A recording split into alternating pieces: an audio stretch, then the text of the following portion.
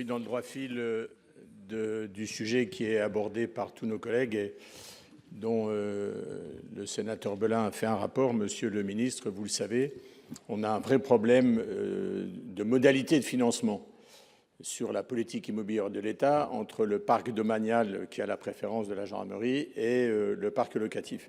Le parc locatif aujourd'hui, soit pour des grandes gendarmeries, mais soit davantage pour les unités de moins de 10 personnels, ne trouve pas un équilibre économique. Il y a un travail qui est mené depuis maintenant 2 ans avec vos services, Bercy, la Direction générale de la gendarmerie. Je crois qu'il y a plus grand-chose à faire.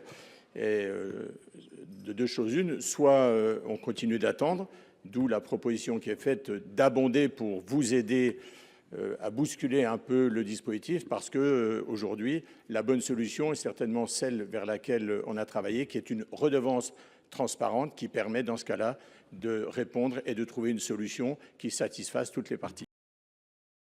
Merci, Monsieur Genet.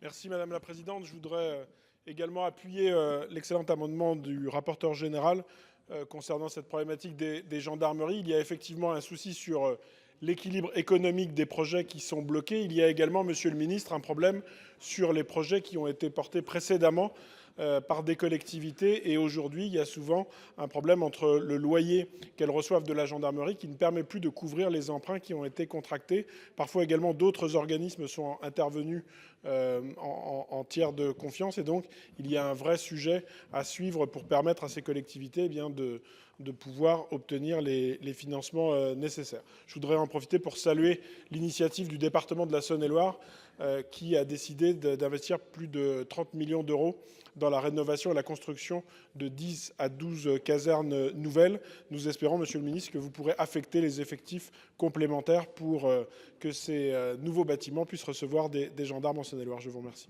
Merci, Monsieur le rapporteur général. Oui, en fait, on vient de le voir par ce que vient de dire le sénateur Genet. En fait, on est sur une compétence éminemment régalienne et il est demandé aux collectivités, en tous les cas, on les incite fortement à s'impliquer sur un domaine régalien, Monsieur le Ministre.